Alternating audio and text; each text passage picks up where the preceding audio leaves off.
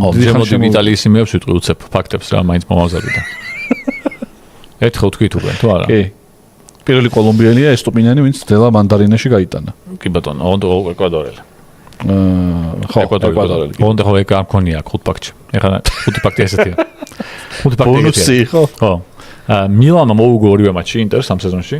და ეგეთი რამ ბოლოს მაგრა უგებს ხოლმე ბოლო წლები. ხო, მაგრამ ორივე თამაში მოუგო, ეგეთი რამ ბოლოს გააკეთეს 2010-11 წლების სეზონში.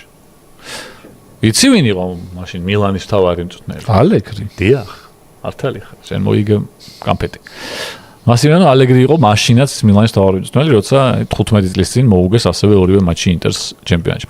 რომამ წააგო, შოთა შორის, რაც გამიტყდა თან ახლა ეს მაგათაც ხომ აგოფრო ლიგაზე გავიდნენ, მაგრამ გაიტანა ნდიკამ გოლი და უცნაური რაღაც მოხდა ძალიან მე არ მიმიქცევა ყურადღება. ზედის მესამე თამაში შეაგდო. ეხლა რომ გამახსენდა მე რომ დავფიქრდი რომ ნახე ეს ხო მეთქი იქაც გაიტანა, ეგაც გაიტანა. ზედის მესამე თამაში გაიტანა და პირველი მცველია რომას ისტორიაში როგორც მინიმუმ 3 ქულა როცა ამოგებაზე მაგ ეპოქაში ან ბოლო 20 წელიწადში პირველი მცველია რომელმაც ზედიზედ 3 შეხვედრაში ჩემპიონატის გაიტანა გოლი. და ნუ ამენტ არა გასაკვირი რომ პირველი მცველია, იმიტომ რომ ძალიან იშვიათი ამბავია რომ 3 გოლი არ არის პატარა ამბავი. ზედიზედ 3 მატჩში გაიტანოს გოლი, ხო. ტორინოსთან შეხვედრაში დებრუინი ხო დაბრუნდა ტრაუმის მერე და ტორინოსთან ცვლილებაზე შემოვიდა და ცვლილებაზე გამოვიდა ცვლილებაზე არ შემოსულა, მაგრამ ტორინოსთან მოკლედ რომელუ ლუკაკუმაც და დებრუინმაც ითამაშეს. და ეს არის პირველი შემთხვევა, როდესაც ტოპ 5 ლიგაში ერთად გაატარეს მოედანზე მათ დრო. ანუ ამ სეზონში სარო თამაშიათ ერთად რა. მოედანზე ერთად არ ყოფილან დებრუინი და ლუკაკუ. ეს პირველი შემთხვევაა ის მათ კარიერაში, ტოპ 5 ლიგაში ერთად არიან მოედანზე, ერთად იყვნენ მოედანზე. ჩელსიში იყო მაგის შანსი ხო კიდე? ხო, მაგრამ აქაც აცდნენ ერთმანეთს და ნუ ნაპოლიშიც აქამდე არ მოუწიათ ერთდროულად მოედანზე ყოფნა.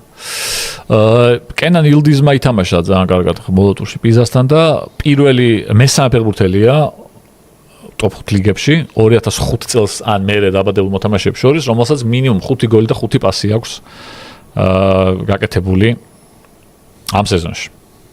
დანარჩენი ორი არის რა თქმა უნდა ერთი ლამინი ამალი.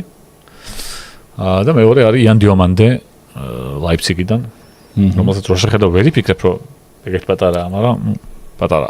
ამალი მაგარ ფორმაშია ეს. ხო. მესამე ადგილზე ბომბარდირებს შოთა შორის უკვე ძალიან მაგარი გოლები გააქვთ. მარტო მბაპეს და მურიკის ჩამორჩება.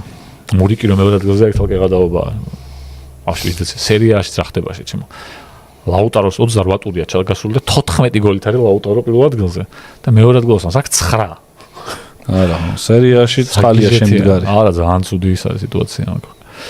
და ბოლონიამ წააგო და ბოლო შარშანდელი დეკემბრიდან მოყოლებული 7 თამაში აქვს უკვე სახში წაგებული. ეხლა რა ამ პერიოდში და ყველაზე მეტია ეს ევროპის ტოპ 5 ლიგაში. ძალიან ცუდ მდგომარეობაში არის. ერთი მოიგეს, ერთი ფრე და 7 წააგეს და წინა 62 თამაში ჰქონდა 7 წაგება. სახში. აი ხა 9-ში წააგეს 7 ჯერ. ასე რომ ბოლონია რომელსაც არაა ცუდი გუნდი შემადგენლობით რო აიღო, ესე კაი ფეხბურთელები ყავთ.